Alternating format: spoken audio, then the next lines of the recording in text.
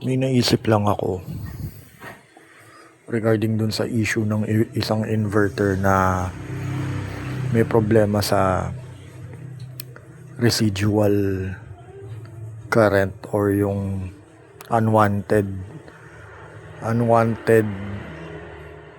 jolt of electricity. Kasi may tinatawag na isolated tsaka non-isolated power supply. Ito yung mga may common or center top. Yung pag sinabi common ground, for example, how will you know if it's common ground or may isolation? Malalaman mo naman sa grounding. Kasi yung iba, kahit lagyan mo ng grounding, di pa rin nawawala. Ganun pa rin. Most probably, non-isolated yun. So, ganito gagawin natin. Tatest natin. Lagay ko sa AC. Yan, voltage. Bubuksan ko muna si Kings pala.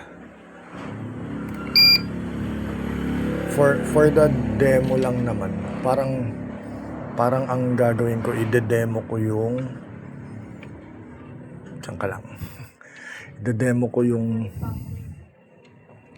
idea ko lang naman. I'm not saying na magaling ako, wala nga akong kaalam-alam dyan pero may idea lang ako kung bakit ko sinishare at ginagawa tong video na to.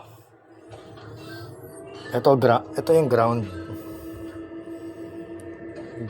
pin or ground stud na kung saan tinatali mo yung ground wire. Naka-on si Kings. Baba ko dyan para sundot ko sa isang probe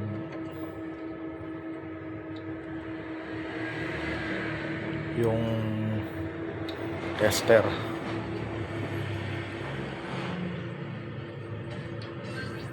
Maluwag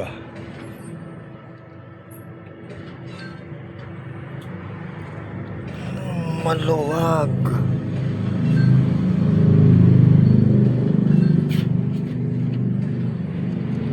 Ang lalim naman. Ganito na nga lang. Patong ko dito. Tignan ko kung naka-center top to.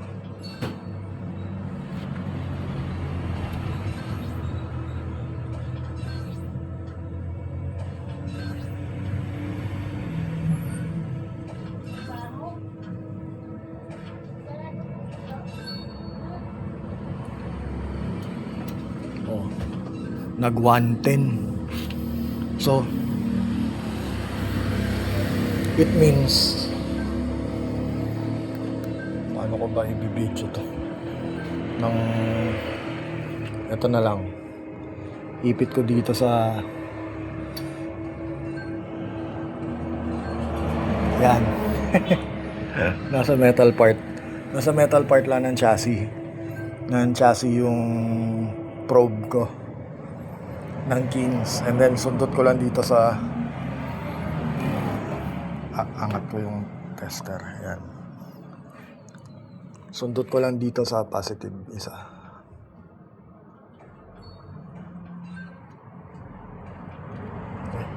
Hindi ko contact,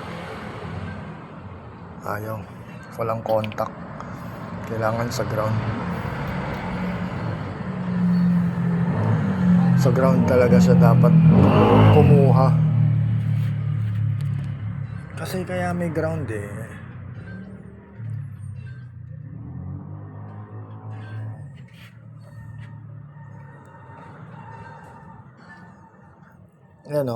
ito yung sinasabi ko. Pag tinanggal ko yung isang probe lang yung ilalagay ko, Wala. Tanggalin natin yung isang probe.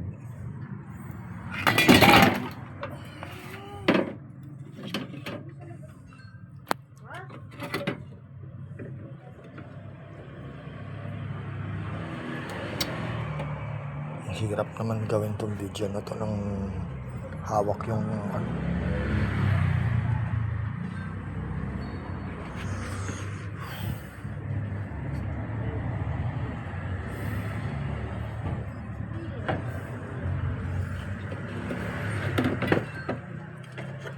Ako.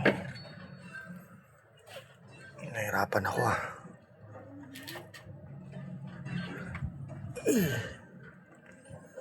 Ganito kasi yan.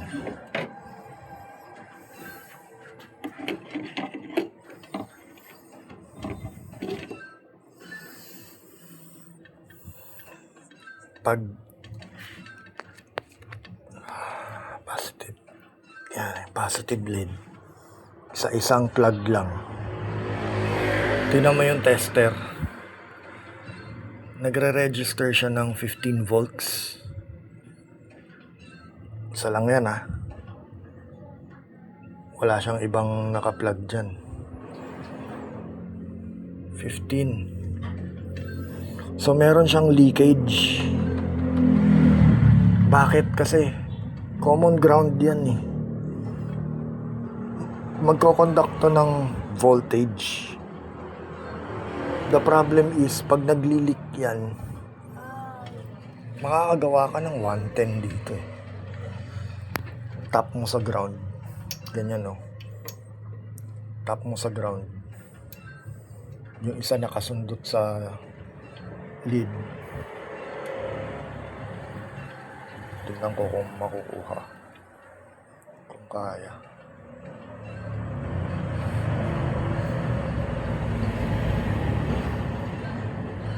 Ayan. 16, di ba?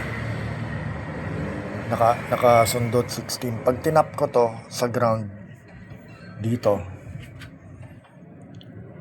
Pag tinap ko to sa ground, magwa 110 yan. Yan o. 111. Nakatap sa ground. Tapos nakatap sa ano. Kasi my idea is doon siya nagkakaroon ng problema. Ayan. Teka lang. Doon siya nagkakaproblema sa part na yung isolation niya. Isolation ng kuryente niya from dalawang sides, kung 11 ba siya, kung 110 ba siya, or magto 220 ba siya, or kung magkakaroon ba siya ng leakage current doon sa floating lang siya, kung grounded ba siya or floating lang, isolated ba siya or hindi. So dun siguro nagkakaproblema yun. Palagay ko lang ha. Kasi hindi naman ako, tulad nga sinabi ko, di ako magaling, pero marami lang akong idea.